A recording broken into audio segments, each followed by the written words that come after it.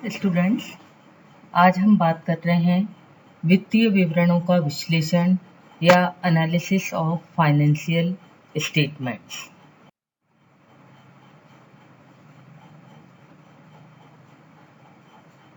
वित्तीय विवरण जो लेखांकन प्रक्रिया के माध्यम से प्रतिवेदनों के रूप में प्रस्तुत किए जाते हैं, इतने सरल एवं स्वयं वर्णित नहीं होते हैं कि पाठक उनको पढ़कर सीधे ही कोई महत्वपूर्ण निष्कर्ष निकाल सके। वास्तव में इन विवरणों का सही अर्थ निकालने हेतु इन्हें समुचित ढंग से विश्लेषित करना होता है। वित्तीय विवरणों में प्रस्तुत सूचनाएं मात्र समंकों का समूह होती है जो वित्तीय तथ्यों को निरपेक्ष रूप में प्रकट करती है। इनका सही अर्थ निकालने के लिए हमें इन्हें विभिन्न तकनीकों के माध्यम से विश्लेषित करना होता है। वित्तीय विवरणों के विश्लेषण के उद्देश्य। एक संस्था के वित्तीय विवरणों में अनेक पार्टीज हित रखती है।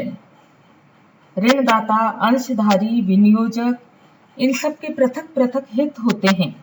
ये सभी पक्षकार अपने उद्देश्यों एवं हित को ध्यान में रखते हुए अपने अपने पॉइंट ऑफ व्यू से इन फाइनेंशियल स्टेटमेंट का अध्ययन करते हैं। प्राय इन पक्षकारों के उद्देश्य एवं दृष्टिकोण परस्पर विरोधी होते हैं। तथापि वित्तीय विवरणों के उद्देश्य को पक्षकारों के संदर्भ में ही स्पष्ट किया जा सकता है और वित्तीय विवरणों के विश्लेषण के सामान्य उद्देश्य इस प्रकार हो सकते हैं। पहला, व्यावसायिक संस्था की वर्तमान अर्निंग कैपेसिटी, लाभार्जन क्षमता का माप करते हुए भावी प्रवृत्तियों यानी फ्यूचर ट्रेंड्स का अनुमान लगाना। संस्था की ऋण शोधन क्षमता का मापन करना। संस्था की वित्तीय निष्पत्ति का मूल्यांकन करना। संस्था की अल्पकालीन एवं दीर्घकालीन सुदृढ़ता का विवेचन करना। संस्था की टोटल फाइनेंशियल पोजीशन, भावी प्रगति और विकास के अवसरों का अनुमान लगाना।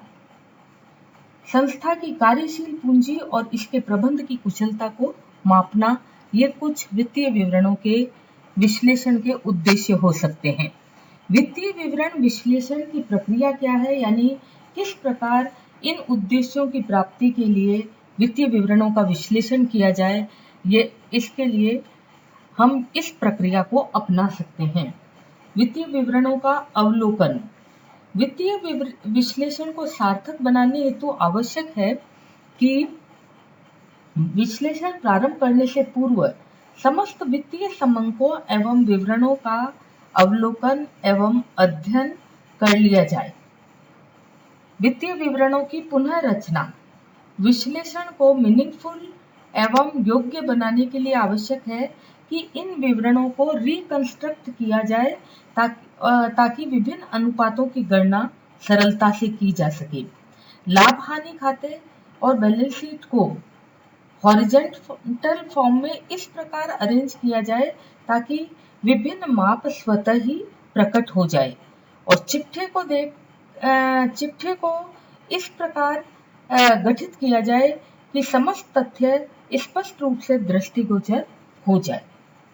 समंकों का उपसाधन यानी राउंडिंग ऑफ।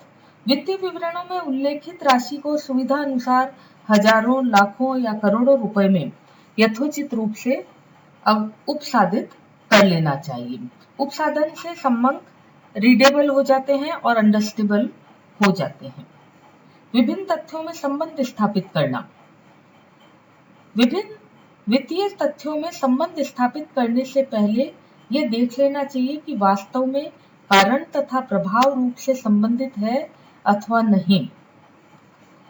अगर इनमें कारण और प्रभाव नहीं है तो इस प्रकार की अनुपातों की गणना करना व्यर्थ हो जाता है।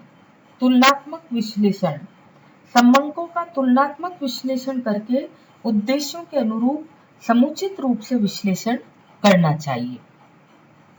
प्रवृत्ति का अध्ययन करना।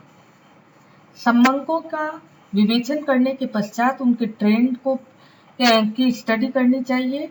यह ट्रेंड पॉजिटिव, नेगेटिव या अस्पष्ट हो सकता है। प्रस्तुतिकरण: वित्तीय संबंधों की व्याख्या एवं तुलना के बाद निष्कर्ष को प्रबंधकों के सम्मुख उचित रूप से प्रस्तुत किया जाना चाहिए। वित्तीय विवरण विश्लेषण के प्रकार, types of financial statement analysis. वित्तीय विवरण विश्लेषण में प्रयोग की जाने वाली सामग्री और कार्यविधि के आधार पर अलग अलग वित्तीय विश्लेषण की प्रक्रियाएं हो सकती है। इसको हम इस प्रकार समझ सकते हैं। प्रयुक्त सामग्री के आधार पर आंतरिक विश्लेषण एवं बाह्य विश्लेषण, internal analysis and external analysis. आंतरिक विश्लेषण सामान्यतया ऐसे विश्लेषकों द्वारा किया जाता है जो कि संगठन में ही होते हैं और संबंधित पुस्तकें, लेखे, सूचनाएं एवं वित्तीय विवरण उनकी पहुंच के अंदर होते हैं। इस प्रकार का विश्लेषण संगठन के प्रबंधक, अकाउंटेंट, इंटरनल ऑडिटर द्वारा आलोचनात्मक परीक्षण करने हेतु किया जाता है। ये एक तरह से इसका मतलब सेल्फ असेसमेंट है और कभी-कभी इस प्रकार का विश्लेषण सरकार अथवा न्यायालय के आदेश पर भी किया जा सकता है।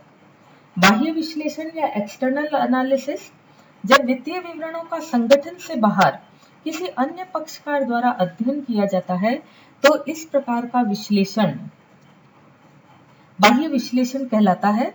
ऋणदाता, लेनदार, विनियोगकर्ता द्वारा किया गया वित्तीय अध्ययन बाह्य विश्लेषण कहलाता है।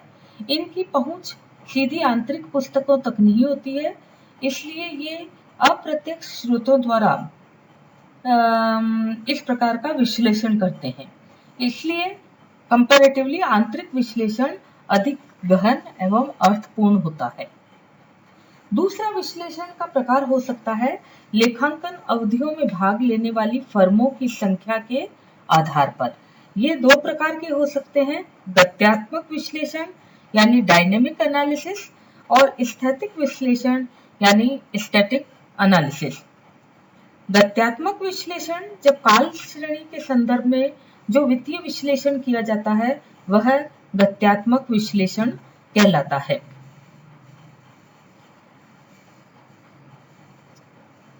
जब एक साथ अनेक व्यावसायिक इकाइयों के वित्तीय विवरणों का तुलनात्मक विश्लेषण किया जाता है तो ऐसा विश्लेषण भी गत्यात्मक विश्लेषण कहलाता है।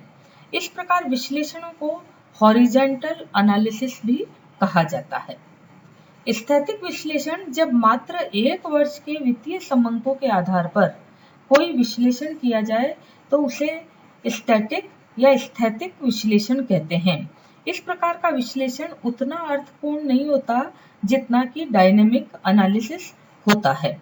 इस प्रकार के विश्लेषण को लंबवत विश्लेषण या वर्टिकल एनालिसिस भी कहते हैं। वित्तीय विश्लेषण की तकनीकें या techniques of financial statement analysis.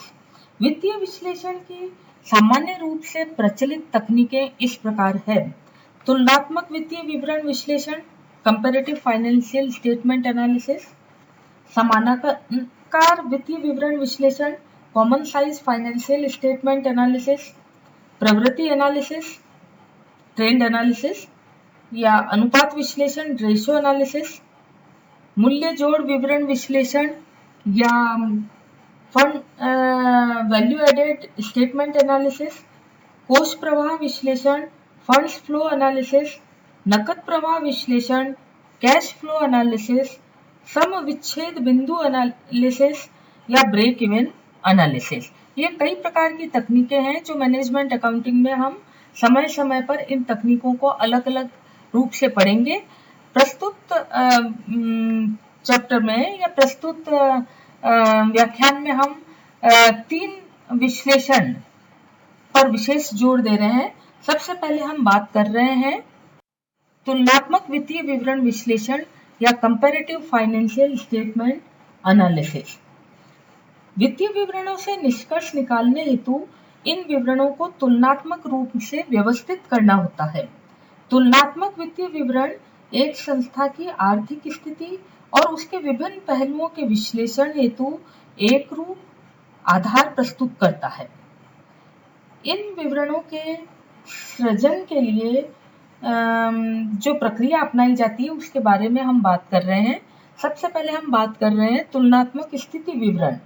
तुलनात्मक स्थिति विवरण प्राय 2 या 2 से अधिक तिथियों के बीच बनाए गए स्थिति विवरण की विभिन्न मदों का निरपेक्ष एवं सापेक्ष और अब्सोल्यूट और रिलेटिव रूप में प्रस्तुत करते हुए उनकी प्रवृत्तियों को दर्शाता है। तुलनात्मक स्थिति विवरण का निर्माण करते समय इसके प्रारूप में जो बातें शामिल की जाती है वो इस प्रकार है। विवरण स्तंभ, इस स्तंभ में संपत्तियों एवं दायित्वों को यथोचित रूप से प्रॉपर्ली क्रमबद्ध करके दिखाया जाता है। राशि स्तंभ, इस स्तंभ में संपत्तियों एवं दायित्वों की राशि को दिखाया जाता है। राशि को दिखाने के लिए विभिन्न वर्षों के लिए अलग अलग कॉलम बनाए जाते हैं। निरपेक्ष परिवर्तन स्तंभ, संपत्तियों एवं दायित्वों की 2 अवधि के बीच प्रकट हुए निरपेक्ष परिवर्तनों को ऋणात्मक अथवा धनात्मक चिन्ह का प्रयोग करते हुए इस स्तंभ में दिखाया जाता है। प्रतिशत स्तंभ, इस स्तंभ में संपत्तियों एवं दायित्वों में आने वाले परिवर्तनों को सापेक्ष रूप से यानी रिलेटिव वे में प्रतिशत के रूप में प्रस्तुत किया जाता है।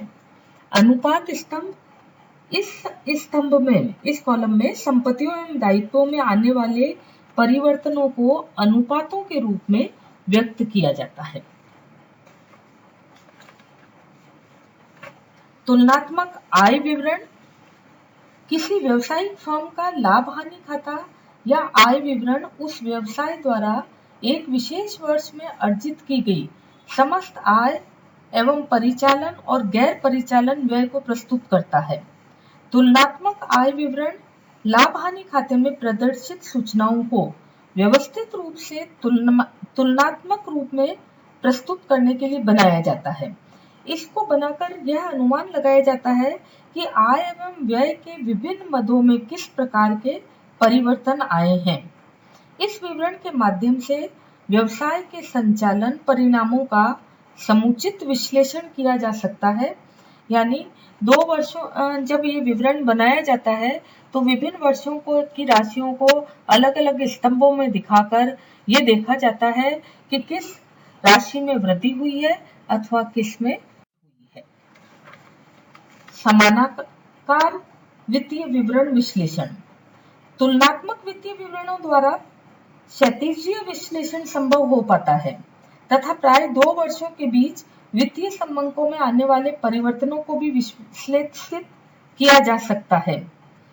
चूंकि एक ही फर्म के वित्तीय संबंधों में 2 अवधियों के बीच आने वाले परिवर्तनों का ही विश्लेषण किया जाता है, 2 या अधिक फर्म के वित्तीय स्थिति का तुलनात्मक अध्ययन इन विवरणों में नहीं किया जा सकता है। इसके विपरीत समानाकार वित्तीय विवरण विश्लेषण के माध्यम से न केवल हॉरिजॉन्टल विश्लेषण बल्कि वर्टिकल विश्लेषण भी सरलता से किया जा सकता है। इसके माध्यम से वर्ष के अंत में ही नहीं बल्कि वर्ष के बीच में भी संपत्तियों एवं दायित्वों की विभिन्न मदों का संपत्तियों एवं दायित्वों के कुल समूह से तुलनात्मक अध्ययन किया जा सकता है। समानाकार वित्तीय विवरण बनाने में कुछ कठिनाइयां आती है जो इस प्रकार हो सकती है। एक ही उद्योग में कार्यरत विभिन्न इकाइयों के क्रियाकलापों को मापने या व्यवसाय के क्षेत्र में व्यापक अंतर हो सकता है। ऐसी स्थिति में अर्थपूर्ण समानाकार वित्तीय विवरण बनाना कठिन हो जाता है। दूसरा, लेखांकन के क्षेत्र में विभिन्न फर्में भिन्न भिन्न लेखांकन विधियां अपनाती है, जैसे फिक्स्ड एसेट्स पर डेप्रिसिएशन, निर्मित माल का वैल्यूएशन, व्ययों का पूंजीकरण। इसके बारे में अनेक लेखांकन विधियां प्रचलित हो सकती है।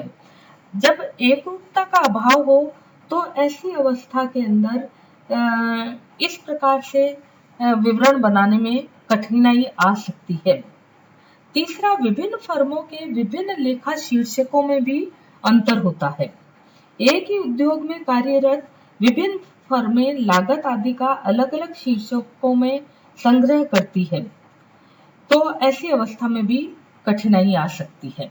समानाकार चिट्ठा बनाने के लिए समानाकार चिट्ठे में संपत्तियों एवं दायित्वों की व्यक्तिगत मदों को कुल संपत्तियों एवं दायित्वों के प्रतिशत के रूप में व्यक्त किया जाता है। यानी कुल संपत्तियों और कुल दायित्वों को 100 के बराबर मान लिया जाता है और विभिन्न मदों को 100 से चिट्ठे के योग से भाग देकर 100 से गुणा करके प्रतिशत के रूप में परिवर्तित कर लिया जाता है। यानी इसको दूसरे शब्दों में हम कहें तो परसेंटेज बैलेंस शीट भी कह सकते हैं। इसी प्रकार जब कॉमन साइज इनकम स्टेटमेंट बनाते हैं तो वहां पर भी सेल्स को 100 मानते हुए बाकी सभी राशियों को प्रतिशत के रूप में दिखाया जाता है।